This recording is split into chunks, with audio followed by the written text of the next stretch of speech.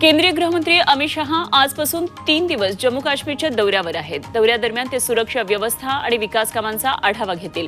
दरम्यान अमित शहांच्या दौऱ्याच्या पार्श्वभूमीवर जम्मूमध्ये कडेकोट सुरक्षा व्यवस्था तैनात करण्यात आली आहे.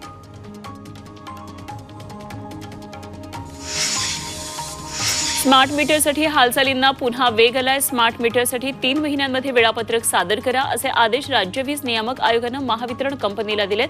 स्मार्ट मीटरसाठी केंद्राकडून 31 मार्च 2026 ची मुदत देण्यात आली आहे. राज्यात आतापर्यंत मंजूर स्मार्ट मीटरपैकी केवळ 6.5% मीटर बसवण्यात आलेले आहेत. मुंबईच्या अंधेरी रेल्वे स्टेशनमधल्या प्लॅटफॉर्म क्रमांक 4 आणि 5 वरील ओव्हरब्रिजचा जिना बंद राहणार आहे. आजपासून 6 जूनपर्यंत हा जिना बंद असणार आहे. पायऱ्यांची देखभाल आणि दुरुस्तीच्या कामासाठी जिना बंद राहणार आहे. मध्य रेल्वेनं शूटिंगच्या भाड्यातून 40 लाख रुपयांची कमाई केली आहे. आपटा आणि सीएसएमटी ही स्थानकं चित्रपट निर्मात्यांची आवडती स्थळ ठरलेली आहेत. रेल्वे स्टेशन परिसर आणि कोच चित्रीकरणासाठी देऊन मध्य रेल्वेनं 40,13,000 रुपयांचा महसूल जमा केला आहे. नवी मुंबईतल्या वाशीमध्ये रात्री दोन कारचा अपघात झाला. सिग्नल पडला नाही आणि त्यामुळे हा अपघात झाला. यामध्ये दोन्ही गाड्यांचं नुकसान झालं. सुदैवानं कुठली जीवितहानी झाली नाही. उल्हासनगरच्या कॅम्प 3 परिसरात इमारतीचा छज्जा शेजारच्या घरावर कोसळला. यावेळी 2 मुली किरकोळ जखमी झाल्या आणि धोकादायक इमारत असून सुद्धा महापालिका याकडे दुर्लक्ष करत असल्याची नागरिक तक्रार करतात. कल्याणमध्ये अग्निशमन दलातर्फे सायकल जनजागृती रॅलीचं आयोजन केलं. यामध्ये 200 सायकलिस्टसह 500 नागरिकांनी सहभाग घेतला. वाढत्या आगीच्या घटना रोखण्यासाठी नागरिकांमध्ये जनजागृती करण्यात आली. सांगलीच्या दुधोंडीमध्ये बैलगाडी शर्यतीचा थरार रंगला. आमदार पृथ्वीराज देशमुख यांच्या वाढदिवसानिमित्तानं शर्यतीचं आयोजन केलं होतं. या शर्यतीसाठी कोल्हापूर, सातारा आणि सोलापूर जिल्ह्यासह कर्नाटक राज्यातूनही 200पेक्षा अधिक बैलगाड्या सहभागी झाल्या होत्या. अलिबागमध्ये आजपासून 4 दिवस हे कबड्डीचा थरार रंगणार आहे. रायगड जिल्हा कबड्डी असोसिएशननं कबड्डी लीगचं आयोजन केलंय आणि या स्पर्धेमध्ये नामवंत खेळाडूंचे 8 संघ सहभागी होणार आहेत. स्पर्धेची तयारी पूर्ण झाली आहे. 5,000 प्रेक्षक बसतील अशी ही गॅलरी तयार केली आहे. कल्याणमधल्या रायते गावामध्ये शिवाजी महाराजांच्या मूर्तीची स्थापना करण्यात आली. सरपंच नमिता सुरोशे यांनी स्वखर्चातून मूर्तीची स्थापना केली. या ठिकाणी सेल्फी पॉइंट तयार केलाय. तरुणांना शिवाजी महाराजांचा इतिहास स्मरणात राहावा म्हणून मूर्तीची स्थापना केल्याचं सरपंचांनी सांगितलंय. बदलापूरमध्ये 20 लाख लिटर जलकुंभाचं लोकार्पण पार पडलं. आमदार किसन कथोरे यांच्या हस्ते लोकार्पण करण्यात आलं. या जलकुंभामुळे कात्रप परिसरातील पाण्याची समस्या कायमस्वरूपी मार्गी लागली आहे. त्यामुळे नागरिकांमधून समाधान व्यक्त केलं जात आहे. सांगलीच्या मिरजेमध्ये मल्टी स्पेशालिटी हॉस्पिटलचं लोकार्पण आरोग्यमंत्री प्रकाश आंबेडकर यांच्या हस्ते करण्यात आलं. शहरातल्या 45 डॉक्टर्सनी मिळून हे मल्टी स्पेशालिटी हॉस्पिटल सुरू केलंय आणि या हॉस्पिटलचा रुग्णांना मोठा फायदा होणार आहे. मुंबईला पाणी पुरवठा करणाऱ्या 7ही धरणातला पाणीसाठा आता खालावत चाललाय. सध्या या धरणांमध्ये मिळून 33% इतका पाणीसाठा शिल्लक आहे. वातावरणातला उष्मा वाढू लागलाय आणि त्यामुळे बाष्पीभवनामुळे या धरणातील पाणीसाठ्यामध्ये सातत्यानं घट होतीये. हा पाणीसाठा जुलै अखेरपर्यंत पुरवावा लागणार आहे. सततच्या हवामानातील बदलाचा हापूस आंब्यावर परिणाम होतोय. अवकाळी पावसाचा फटका बसल्यामुळे 20 ते 25% हापूस आंब्याचं उत्पादन होण्याची शक्यता आहे. त्यामुळे आंबा उत्पादकांना आर्थिक अडचणींना सामोरं जावं लागतंय.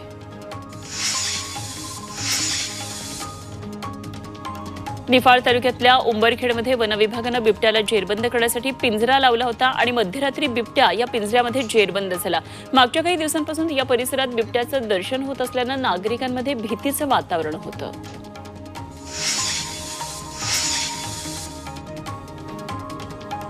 पुण्यामध्ये सरकारी नोकरीचा आमिष दाखवून नागरिकांची फसवणूक करणाऱ्या आरोपीला पोलिसांनी अटक केली आहे. महादेव दराडे असं या आरोपीचं नाव आहे. महाराष्ट्र शासनाच्या महसूल, वनविभाग आणि पोलीस खात्यामध्ये नोकरी लावून देण्याचा आमिष दाखवून त्यानं अनेकांची फसवणूक केली होती. गेल्या 3 वर्षांमध्ये या आरोपीनं 20 ते 30 जणांना गंडा घातला होता. कल्याण पोलीस ठाण्यातर्फे फिरत्या पोलीस स्टेशनचा अनोखा उपक्रम पार पडला आणि याद्वारे पोलिसांचं पथक गावोगावी जाऊन नागरिकांशी थेट संवाद साधतायत. याद्वारे लोकांना नवीन कायद्याची माहिती, सुरक्षेबाबत मार्गदर्शन आणि जनजागृतीसाठी विविध माहिती दिली जाते.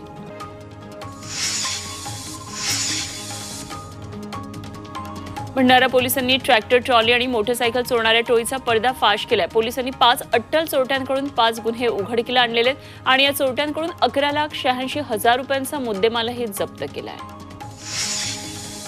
येवला तालुक्यातल्या शेवगे गावामध्ये जनावरांचा चारा जळून खाक झाला.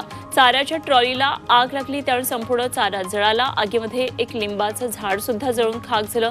त्यावेळी शेतकऱ्याचं मोठ्या प्रमाणात आर्थिक नुकसान झालंय.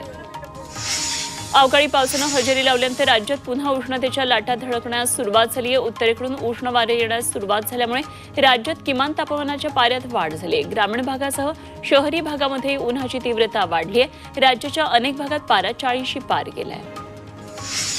अकोल्यामध्ये सर्वाधिक 43.2 अंश तापमानाची नोंद झाली आहे. रविवारी मुंबईचं तापमान अचानक 36 अंशांवर गेलं. हवेतील आर्द्रतेचं प्रमाण वाढलं. मुंबईतले पुढचे 4 दिवस हे तीव्र उष्म्याचे राहतील असा अंदाज हवामान विभागानं वर्तवला. उत्तर महाराष्ट्रात पुढचे 48 तास विशेष खबरदारीचे असतील. पुणे जिल्ह्यामधल्या रायरेश्वर मंदिरामध्ये हिंदवी स्वराज्याची शपथ दिन सोहळा साजरा झाला. छत्रपती शिवाजी महाराजांनी चैत्र शुद्ध सप्तमी 1645ला आपल्या मावळ्यांसह स्वराज्य स्थापनेची शपथ घेतलेली होती आणि त्यांच्या स्मरणार्थ हा कार्यक्रम झाला. विशेष म्हणजे 2025 हे वर्ष हिंदवी स्वराज्याच्या शपथ दिनाचं 380वं वर्ष आहे. नाशिकमध्ये अखिल भारतीय संत समितीची कुंभमेळ्याच्या पार्श्वभूमीवर बैठक झाली. गोहत्या बंदी कायदा लागू करावा, कुंभमेळ्याच्या पार्श्वभूमीवर साधू संतांची राहण्याची व्यवस्था करावी अशा विविध मागण्या प्रशासनाकडे यावेळी करण्यात आल्या. यावेळी साधू संत या बैठकीला उपस्थित होते. पालघरच्या जव्हार सार्वजनिक बांधकाम विभागाचा भोंगळ कारभार समोर आलाय. वाडा तालुक्यातल्या केलठण डाकेवरी रस्त्याची दुरुस्ती सुरू आहे. फक्त 1.5 किलोमीटरच्या रस्त्यासाठी 4.5 कोटी रुपये मंजूर झालेत. मात्र या रस्त्याचं काम निकृष्ट दर्जाचं केलं जात असल्याचा तक्रार थेट एकनाथ शिंदे आणि सार्वजनिक बांधकाम मंत्र्यांकडे करण्यात आली. तोट्यात चाललेल्या एसटीतील फुकट्या प्रवाशांना महामंडळानं दणका दिलाय. फुकट्या प्रवाशांविरोधात एसटी महामंडळानं मोहीम सुरू केली आहे. यामध्ये 11 महिन्यामध्ये 6,000 फुकट्या प्रवाशांना पकडून त्यांच्यावर दंडात्मक कारवाई करण्यात आली आहे. कर्जतच्या पेप किल्ल्यावर अडकलेल्या 7 जणांची सुटका करण्यात आली. रस्ता चुकल्यानं हे ट्रेकर्स अडकून पडलेले होते. नेरळ पोलीस स्थानिक बचाव पथकाचं रेस्क्यू ऑपरेशन राबवत 7 जणांना सुखरूप बाहेर काढलं. तब्बल 9 तासानंतर 7 ट्रेकर्सची सुटका करण्यात आली. एका अपघातात मृत्यू झालेल्या पायलटच्या होणाऱ्या पत्नीचा काळीज पिळवटून टाकणारा एक व्हिडिओ व्हायरल झालाय. हरियाणाचे हवाई दलाचे फ्लाईट लेफ्टनंट सिद्धार्थ यादव यांचा विमान अपघातात मृत्यू झाला. त्यांचं पार्थिव पाहताच त्यांच्या होणाऱ्या बायकोनं हंबरडा फोडला आणि 10 दिवसांपूर्वीच त्यांचा साखरपुडा झाला होता. त्यांच्या जाण्यानं संपूर्ण गावावर शोककळा पसरली. मध्य प्रदेशमधल्या कुनो राष्ट्रीय उद्यानात एका वन कर्मचाऱ्यानं चित्त्यांना अगदी त्यांच्या जवळ जाऊन पाणी पाजलं आणि त्याचा व्हिडिओ सोशल मीडियावर व्हायरल झाला. मात्र यामुळे या वन कर्मचाऱ्याला आता निलंबित करण्यात आलंय. जंगली प्राण्यांच्या इतक्या जवळ जाणं हे वन्यजीव संवर्धन नियमांच्या विरुद्ध असल्याचा ठपका त्याच्यावर ठेवण्यात आला. धाराशिव जिल्हा मजूर फेडरेशनच्या निवडणुका आता झाल्यात आणि यामध्ये महायुतीनं विजय मिळवलाय. मजूर फेडरेशनवर आधीपासूनच भाजप आमदार राणा जगजितसिंग पाटील गटाचं वर्चस्व राहिलेलं आहे. यावेळी जिल्हा मजूर फेडरेशनचे 13 पैकी 12 उमेदवार हे महायुतीचे निवडून आलेले आहेत आणि यामध्ये लोहारेची जागा मात्र महाविकास आघाडीनं केवळ एका मतानं जिंकली. ठाण्यामध्ये शिवसेनेच्या माजी नगरसेवकांनी भाजपमध्ये प्रवेश केला. आमदार संजय केळकर यांच्या उपस्थितीत हा पक्ष प्रवेश झाला. यावेळी येणाऱ्या काळामध्ये अनेक पक्षातील लोकही भारतीय जनता पार्टीसोबत असणार असं त्यांनी सांगितलंय. सांगलीमध्ये कृषी मंत्री माणिकराव कोकाटे यांच्या विरोधात स्वाभिमानी शेतकरी संघटनेनं आंदोलन केलं. कोकाटेंच्या पुतळ्याचं दहन करत जोरदार घोषणाबाजी करण्यात आली. कोकाटेंनी शेतकऱ्यांच्या बाबतीमध्ये केलेल्या वादग्रस्त विधानाचे सांगलीमध्ये संतप्त पडसाद उमटले. अकोल्यामध्ये शेतकऱ्यांनी मंत्री माणिकराव कोकाटे यांच्या फोटोला चपला मारो आंदोलन केलं. कोकाटे यांनी कर्जमाफीवरून वादग्रस्त वक्तव्य केलं होतं आणि त्यांच्या विधानाचा निषेध म्हणून शेतकऱ्यांनी जोरदार घोषणाबाजी करत आंदोलन केलं. सांगलीमध्ये आरोग्यमंत्री प्रकाश आंबेडकरांनी आरोग्य सेवेवरून डॉक्टरांच्याच एका कार्यक्रमात डॉक्टरांचे कान टोचले. अलीकडच्या काळामध्ये डॉक्टरांमधील सेवाभावी वृत्ती ही कमी होऊ लागली आहे. तसंच पुण्यातल्या मंगेशकर हॉस्पिटलमधील घटनेवरून सेवा की व्यवसाय हा महत्त्वाचा प्रश्न पडल्याचं देखील मंत्री आंबेडकर यांनी म्हटलंय. भाजपच्या स्थापना दिनाच्या निमित्तानं विविध कार्यक्रमांचं आयोजन करण्यात आलं होतं. सोलापूर शहरामध्ये कार्यकर्ते आणि पदाधिकाऱ्यांसाठी LED स्क्रीनची व्यवस्था केलेली होती. यावेळी शेकडो भाजप कार्यकर्त्यांना मुख्यमंत्री देवेंद्र फडणवीस यांनी मार्गदर्शन केलं. सर्व सफाई कामगारांना पावसाळ्यापूर्वी रेनकोट द्या अशी मागणी करण्यात आली आहे। मुंबई मनपाकडून दर 2 वर्षांनी एकदा सफाई कर्मचाऱ्यांना रेनकोट दिले जातात। मात्र अनेकदा हे रेनकोट वितरणामध्ये दिरंगाई होत असल्याचा आरोप कर्मचाऱ्यांनी केलाय। त्यामुळे 1 जूनपूर्वीच या कर्मचाऱ्यांना रेनकोट द्या अशी मागणी मनपा सफाई कामगार विकास संस्थेनं केली आहे। केंद्रीय सामाजिक न्याय राज्यमंत्री रामदास आठवले अमेरिका दौऱ्यावर जाणार आहेत। 10 एप्रिलपासून त्यांचा 8 दिवसांचा हा अमेरिका दौरा असेल आणि या दौऱ्यादरम्यान ते संयुक्त राज्य महासंघ न्यूयॉर्क इथल्या मुख्यालयामध्ये महामानव डॉक्टर बाबासाहेब आंबेडकरांच्या 134व्या जयंती महोत्सवात सहभागी होणार आहेत। भाजपची स्थापना आमच्या समोर झाली आहे असं संजय राऊत यांनी म्हटलंय। शिवसेनेचा जन्म भाजपच्या आधी झाल्याचा दावा राऊतांनी केला। ज्यांनी भाजपची स्थापना केली ते आता तुरुंगामध्येच असल्याचा टोलाही राऊतांनी लगावला। ज्येष्ठ नेते एकनाथ खडसे यांनी मंत्री गिरीश महाजन यांच्या खासगी आयुष्यावर गंभीर आरोप केलेत। त्याला मंत्री गिरीश महाजन यांनीही जोरदार प्रत्युत्तर दिलं। तसंच खडसे यांनी आपल्या विरोधात एकतरी पुरावा दाखवावा, आपण राजकारणातून बाहेर पडू असं थेट आव्हान महाजन यांनी दिलंय।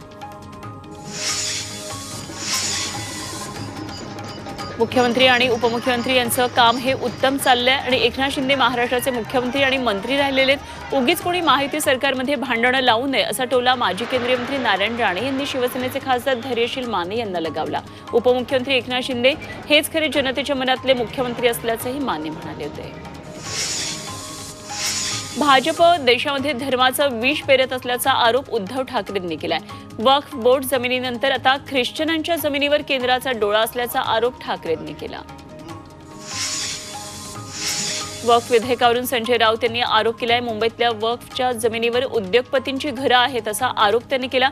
दरम्यान 2 लाख कोटींच्या जमिनी लाटण्यासाठी वक्फ विधेयक आणलं असंही त्यांनी म्हटलंय। मुस्लिम समाजाच्या जमिनी झाल्यावर आता ख्रिश्चन समुदायाच्या जमिनी ताब्यात घेण्याचा केंद्र सरकारचा प्रयत्न असल्याचा आरोप आमदार जितेंद्र आव्हाड यांनी केला। वक्फ म्हणजे दान केलेल्या जमिनी बाजारामध्ये आणून विकणार असल्याचा सरकारचा इरादा आहे आणि जवळच्या उद्योगपतींसाठीचा सरकारचा हा डाव आहे असाही आरोप आव्हाड यांनी केला। वक्फ सुधारणा विधेयक आता मुस्लिमांच्या हक्कांवर गदा आणतंय, मात्र भविष्यात इतर समुदायांना लक्ष करण्यासाठी एक चुकीचा पायंडा पाडला जात असल्याचा गंभीर आरोप लोकसभेचे विरोधी पक्षनेते राहुल गांधी यांनी केला। आता केंद्र सरकारचा डोळा हा ख्रिश्चनांच्या जमिनीवर आहे आणि संविधानाचं रक्षण करणं हे आपले सामूहिक कर्तव्य आहे असं त्यांनी एक्सच्या पोस्टमधून म्हटलंय। मुंबईतील टोरेस घोटाळ्यानंतर डोंबिवलीमध्ये नवा आर्थिक घोटाळा समोर आला। शेअर मार्केटमधला मोठा परतावा देतो असं सांगत ग्रोथ हब इंडिया आणि अर्थयुक्ती कन्सल्टिंग यांच्या नावाखाली तब्बल 1,23,00,000 रुपयांची फसवणूक करण्यात आली। अनिकेत मुजुमदार, संदेश जोशी, संकेत जोशी अशी फसवणूक करणाऱ्या 3 आरोपींची नावं आहेत। सोलापूरमध्ये पत्नीची हत्या करून पतीनं आत्महत्या केली। 4.5 महिन्याच्या बाळासमोरच पतीनं हत्या केली। सोलापूरच्या करमाळा तालुक्यातली धक्कादायक घटना आहे। नाशिकमध्ये नववधूचा धक्कादायक प्रकार समोर आला। सासरच्यांना जेवणामधून गुंगीचं औषध दिलं आणि त्यानंतर दागिन्यांसह रोख रक्कम घेऊन नववधू पसार झाले। नाशिकच्या सटाणा तालुक्यातल्या घटना घडलेली आहे। नववधूवर सटाणा पोलिसांमध्ये आता गुन्हा दाखल केला आहे। लातूरच्या उदगीरमध्ये पोलिसांना चकवा देत एक चोर चक्क गटारामध्ये शिरला। पोलीस त्याचा पाठलाग करत असताना पोलिसांना गुंगारा देण्यासाठी तो गटारामध्ये शिरला आणि काही तासांचा शोध मोहीम घेतल्यानंतर त्याला पोलिसांनी गटारामधून बाहेर काढलं। मात्र तो इतका अस्वच्छ झालेला होता की त्याला अक्षरशः वॉशिंग सेंटरवर नेऊन पोलिसांनी पाण्यानं स्वच्छ धुवून काढलं। अकोला रेल्वे स्टेशनवरून दुचाकी चोरणाऱ्याला अटक करण्यात आली आहे। त्याच्याकडून 7 दुचाकी जप्त करण्यात आल्या। पोलिसांनी अधिक तपास केला असता त्यांना त्या दुचाकी वेगवेगळ्या ठिकाणी विक्री केल्याची माहिती दिली। जळगावच्या जामनेरमध्ये रामनवमी निमित्तानं मिरवणुकीचं आयोजन करण्यात आलं होतं। मिरवणुकीमध्ये मंत्री गिरीश महाजन सहभागी झाले होते। यावेळी महाजनांनी श्रीरामाची पालखी खांद्यावर घेत भक्तिगीताच्या तालावर ठेका धरला। रत्नागिरीमध्ये उन्हाचा कडाका वाढलाय, त्यामुळे नागरिकांना उष्माघाताचा त्रास होऊ लागलाय आणि या पार्श्वभूमीवर रत्नागिरीतल्या आरोग्य केंद्रांमध्ये उष्माघात नियंत्रण कक्ष स्थापन करण्यात आलेत। जिल्ह्यातील 67 प्राथमिक आरोग्य केंद्रांमध्ये उष्माघात नियंत्रण कक्ष सुरू करण्यात आलेत। रामनवमी मुहूर्तावर मनमाडमध्ये मोफत कृत्रिम हातपाय बसवून देण्याचा उपक्रम राबवण्यात आला। मनमाड शहर रोटरी क्लब आणि पुण्याच्या साधू वासवानी मिशन यांच्यातर्फे या उपक्रमाचं आयोजन केलं होतं। यामध्ये 200 दिव्यांग व्यक्तींनी सहभाग घेतला।